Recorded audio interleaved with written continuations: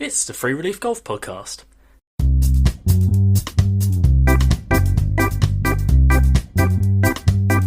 Thanks to the Blue Wire Hustle program, this is the place where listeners can explore the hidden cost of elite amateur golf.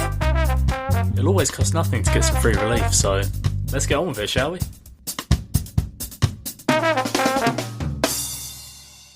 Hello, and welcome back to the Free Relief Golf Podcast. I'm Freddie, and as always I hope you're safe and well. This episode is the second of the 2022 season.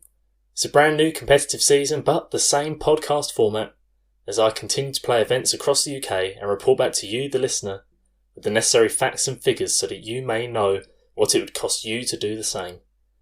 This time around, we were playing in the Battle Trophy hosted by the Crail Golfing Society. There's plenty to cover, let's get straight into it.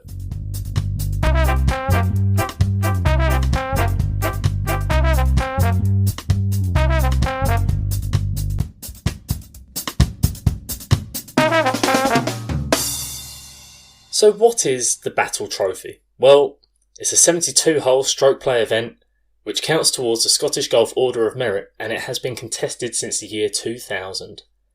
It has a power ranking of 71.7925. For context, last week at Craigmillar the power ranking was 48.6107, with the higher the number signifying a stronger field, so a much stronger field this week for the Battle Trophy.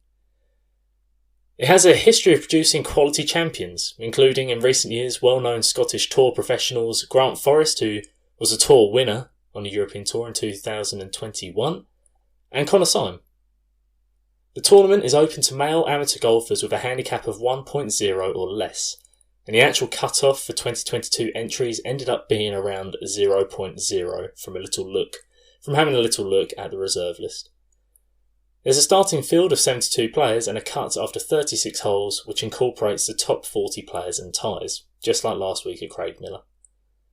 It's a £60 entry fee, but what do you get for this? Well, of course, I'm going to tell you by presenting my findings concerning our normal areas of interest: golf, merchandise and food.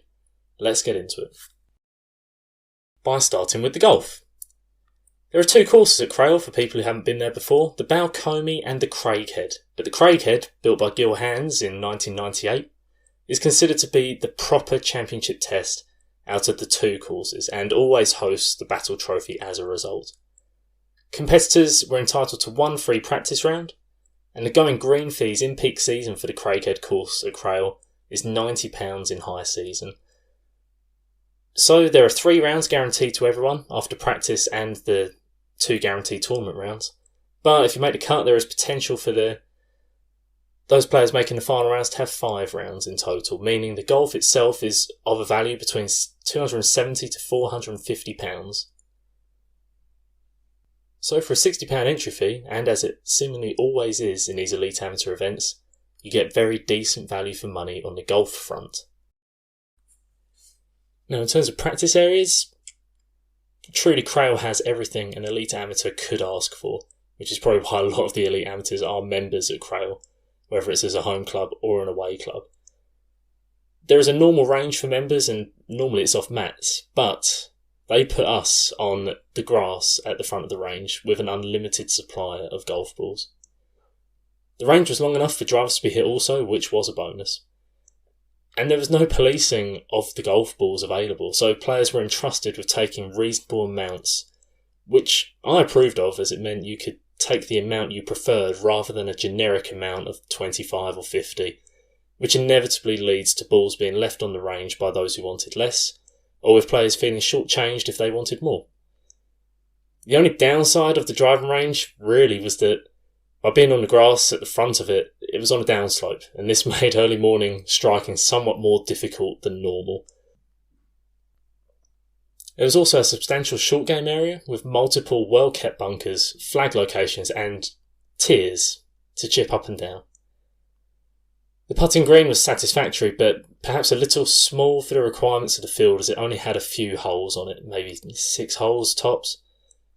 And to be fair, there was a larger putting green if you really needed the space for yourself, but you would need to practice by the clubhouse itself, which was a 3-minute walk away from the Craighead first tee, as the larger putting green is by the first tee of the Balcomie course. And it's probably highly unlikely any of the competitors would actually do this, just because of practicality. Now, Yardage Book, this is starting to become a significant part of these podcasts, a little chunk of it, because I'm always keeping an eye on the prices of these Yardage Books and the quality too. Now, for the Craighead course at Crail, I kept my regular Yardage Book, which I purchased back in 2018. A brand new, up-to-date version would cost you £6, which now seems to be the going rate. It's all gone up from a £5. I guess that's the price of inflation. Nice touch with these Yardage Books was that they were set with a coil, which I always find more convenient, as you can just swivel around it and you can keep your place easier.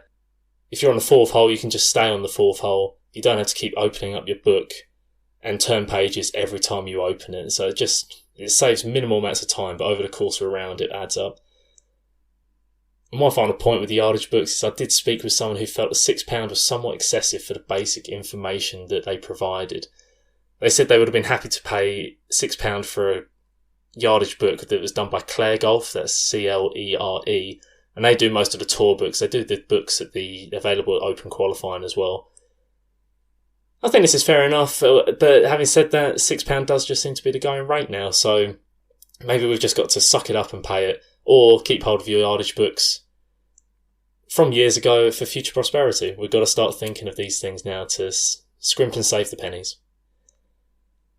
Pin sheets are also a point of focus right now, and proper pin sheets were distributed with green depths included. You had the yardage the flag was on the green, as well as from the left or right, whichever was closest. That's how a pin sheet should be. Distance on, distance from the nearest side. In my humble opinion, that's exactly how it should be.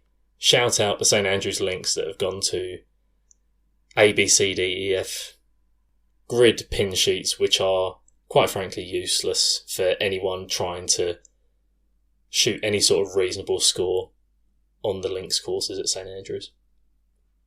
In terms of live scoring, there was no live scoring throughout the rounds at the Battle Trophy, and scores were posted at the end of the day, not round by round, just at the end of the day, on the Crail website, which had a specific dedicated page to the Battle Trophy.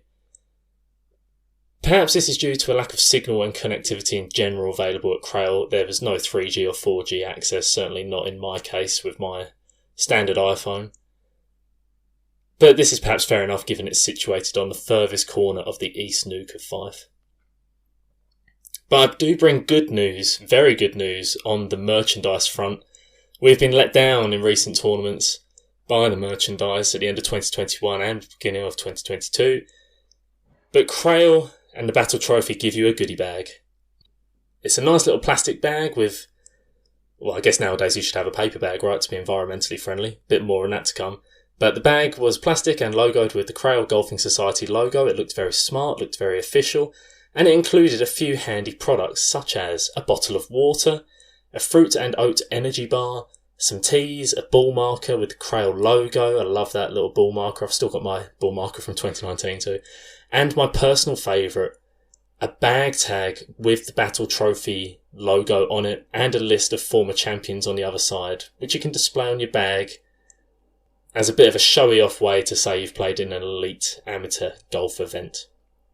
I loved receiving this bag tag in 2019. I like to try and have a collection of them, but I did lose the Battle Trophy one very quickly soon after I received it, so I cannot wait to proudly display my replacement from 2022. Regarding food, there was no food or water provided on tees. Not the first tee, not the 10th tee, not any tee, but everything was laid on free of charge within the clubhouse across the weekend. Saturday was a classic turn and burn lunch where we only had 20 minutes or so to scoff down our lunch, and the options were cottage pie, chicken curry or cauliflower cheese for the vegetarians out there. Due to the turn and burn nature of the lunch, all were available to take away, and that was convenient. And I went for the cottage pie, which I personally enjoyed, but I heard mixed reviews from others. Some claiming it wasn't a cottage pie. Just a lot of meat and veg thrown together, but who's complaining? It's lunch at a golf club. Again, in case you didn't already know, I'm not very discerning with food, am I? And on Sunday, for lunch there was the option of beef chilli or cauliflower cheese. I suppose this says everything you need to know about Saturday's cauliflower cheese uptake. To be fair to Crail though, they were excellent hosts and very accommodating. They even allowed golf shoes in the clubhouse for the ease of competitors, which I've never seen before, so they've really bent over backwards to accommodate the players. I was told as long as we didn't wear our hats indoors, we should be out of the firing line from any criticism from members. Which is fair enough, absolutely. Who needs to wear hats indoors? I didn't get a look at the menu for pricing in general, because we didn't need the menu, we were just given the food that we needed for lunch. Didn't have to order, just like last week at Craig Miller. And the only negative thing to note with the food offering perhaps is that on the Saturday, the clubhouse didn't open until 9 a.m, when the first tea time was 7 a.m. This meant there was no tea, coffee offering or chance for a breakfast roll, and that's a slight shame. But I guess we have to understand that it's staff, it's hours, it's logistics. It didn't make a difference to me, but it did make a difference to some others who were teeing off slightly earlier than me. Now on to the travel and accommodation. Accommodation was really easy this week. I didn't have to stay with anyone else, I just stayed in my usual place in St Andrews, so no accommodation costs this week, which is an absolute bonus. And for travel, I used about 1/5 of a tank of petrol across the weekend, which equates to about £10. It was a 20-minute drive to Crail Golfing Society from St Andrews, so a 40-minute round trip. Because it's just over 10 miles away on a couple of windy roads, so it's certainly a manageable journey from anywhere in the Fife area for sure. And because I was staying at home, there were no excessive food costs, as all the lunchtime meals were part of the tournament offering, and any other meals like dinners were part of my normal weekly shop, so there were no excessive costs with regard to lunches and dinners. A quick note on prizes before we get into the total costs. The Battle Trophy is a very impressive trophy, and it was on display throughout the entire tournament weekend, which was very much appreciated. I like seeing what's on offer to add extra motivation in case you weren't already motivated to try and win over the week. But that was cool, it was on display. It's got 3 men on top playing golf. It's silver on top and looked like a mahogany base, some sort of wood base. Definitely worth winning, and the prize vouchers covered the top 15 places as opposed to the top 10 places at Craig Miller last week. This could be due to the extra entry fee, £60 compared to £45 over 72 entrants. That would definitely inject a bit more money into the prize fund. The first place, £650, all the way down to 15th place, gets you £60 and it would cover your initial entry fee.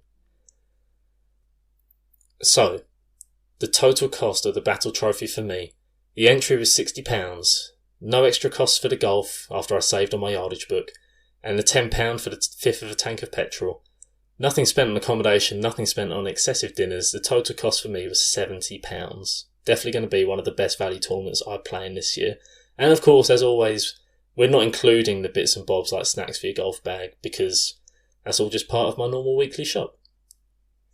However, the total cost for outsiders with the standard accommodation rate is slightly different, and this one gets a little bit complicated because of the timing of the tournament in the year. So the entry is £60. The golf, say you remember your Yardage Book from previous times playing it, £0. But the travel, £50. Let's say it's a full tank of petrol, let's say you're coming from somewhere else in Scotland. And for dinner, let's assume you're having a practice round on a Friday, you've got 3 nights, £15 per night, say it's £45 total for your food.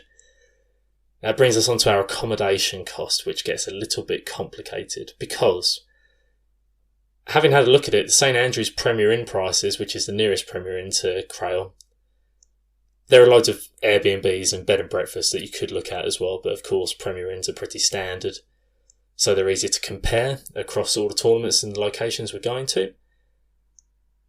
But the St Andrews Premier Inn prices were definitely unreflective of normal rates, because they're either through the ceiling or sold out due to this tournament, the Battle Trophy, it always takes place on Easter weekend when the school holidays are still happening and lots of holiday makers are in the St Andrews area just to go to the beaches or walk around the town. It's absolutely mobbed with people at that time. Most of the competitors I spoke to had sorted Airbnbs nearby, but for the record, you could stay in a Dundee Premier Inn, 2 adults, twin room. The going rate would be between £100 to £120 for a 3-night stay Friday through Sunday.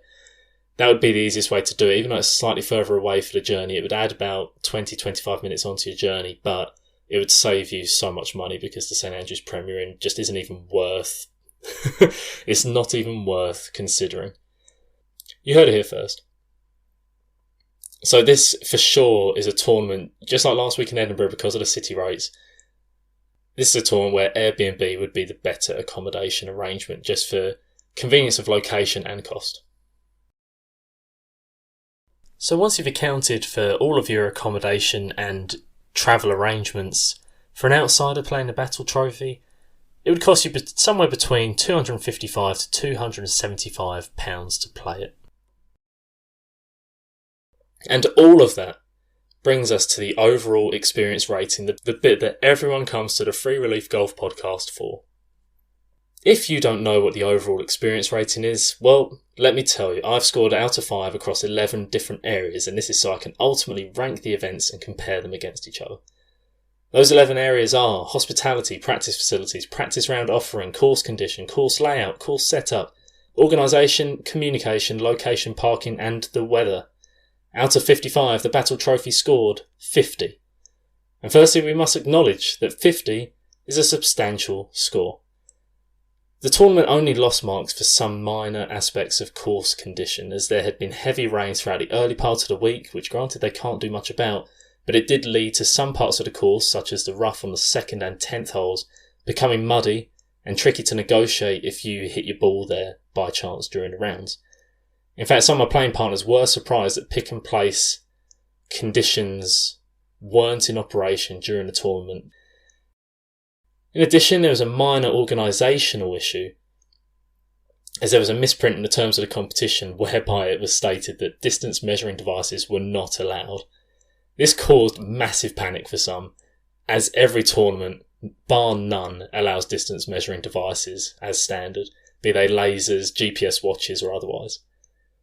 There were fears that Crail were unnecessarily trying to restore their tournament to the traditional values of, the late 1800s, but these fears were unfounded, it turns out, as concerns were appeased by a confirmation email sent midweek before the tournament started, saying there had been an error and everyone could operate as normal. Errors happen, and Crail dealt with it in an efficient and timely fashion. I've got no qualms with that. However, one other thing I would make comment on is the lack of entry form on the club website itself. Now, the Battle Trophy page on the Crail website directs players to an external page on the Golf Empire website, which essentially hosts all tournaments and opens that you could enter as an amateur golfer of any handicap in any part of the UK throughout any part of the year. It's a really good website, I would recommend it, Golf Empire. But Crail and Battle Trophy, they wanted their players to get the entry forms from the Golf Empire website, print them out and send them through via post. This is fine for those people who have access to a printer and are happy to send cheques in the post. However, I do not have a printer with my laptop, and so I had to call up, enter and pay over the phone. I'm not sure whether I would have been the only person to have difficulty in this area, and I did feel bad about inconveniencing the office staff at an already busy time for them when it's getting to the nitty-gritty of tournament organising. Perhaps this situation could be avoided by just accepting entries online rather than encouraging printing and posting, especially as that seems like an increasingly outdated approach, as well as having unnecessary environmental impacts by encouraging excessive paper use. It's pedantic, I know, but every tournament now just has an online platform that you can enter through. I'm not sure that there are many who encourage postal and cheque payment. It seems a little bit archaic, especially considering how modern the Battle Trophy is in the methods they adopt. However, these were the only real negatives about the Battle Trophy. As I've highlighted, the golf offering is stellar, and the welcome is friendly, warm and inviting. The greens, in particular, were presented in flawless condition, and the course was set up fairly to allow the best players to separate themselves from the rest. Apart from the distance measuring devices blip, the organisation was solid, and competitors received all of the information they needed in good time to allow for them to make their travel and accommodation preparations. A final point to mention During the tournament weekend, I spoke to one member of the committee at the Crail Golfing Society who had deliberately raised the prize fund for 2022, having seen and noted the updated rules of amateur status and the capacity for allowing amateurs to claim up to £700 cash without having to relinquish their amateur status. Of course, for more on the rules of amateur status, you should check out one of my previous episodes which covers the proposed changes before they became cemented at the beginning of 2022. You should go check out that episode, help the analytics out, it makes sense. But as a result of this man and others' understanding of the changing rules of the game of golf, the first place prize rose from £500 as it was in 2019 to £650. That's £150. That is substantial. And this shows that the organisers have their fingers on the pulse of the elite amateur golf circuit. Crucially, they know exactly what the competitors require as well as what they want. If you would like to play in a tournament where you are treated with the utmost respect as a serious golfer, then the Battle Trophy at Crail has to be on your schedule.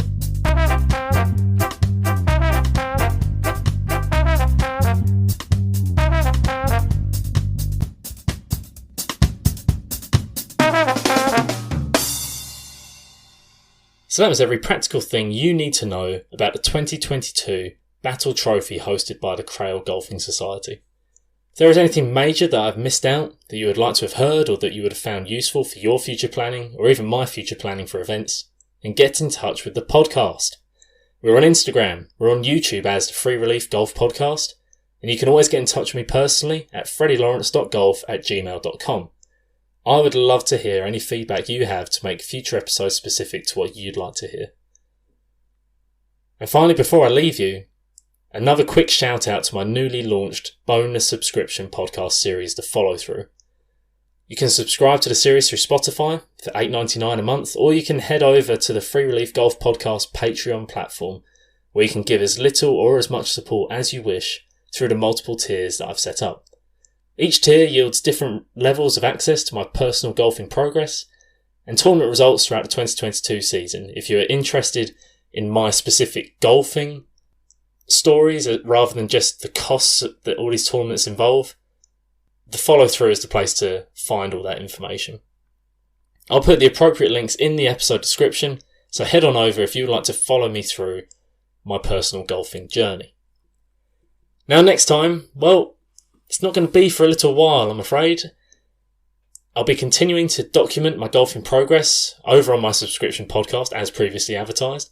But in terms of big national events, the month of May sees a lull in the season for me at least, as I'm not a low enough handicapper or highly ranked enough in the World Amateur Golf Ranking, indeed I don't have a World Amateur Golf Ranking, to play in events such as the Lytham Trophy at Royal Lytham and St Anne's, which is taking place at the end of April, beginning of May. We've got plenty coming up later in the season though, and in the near future I will be looking to play a lot of local St Andrews based events, such as the local club's gold medal on the old course and the new golf club championship. I may also play some events that make up part of the Alan Tate Get Back to Golf Tour, which is a somewhat informal tour for professional and elite amateur golfers with a handicap of 2 or better. The first 2 events take place at Castle Stewart and Ford Trows and Rosemarkie across the last 2 weeks of April, and if I play in those, I'll report back to you as appropriate, you can be assured of that. Until then, I've been Freddie, you've been lovely, see you next time.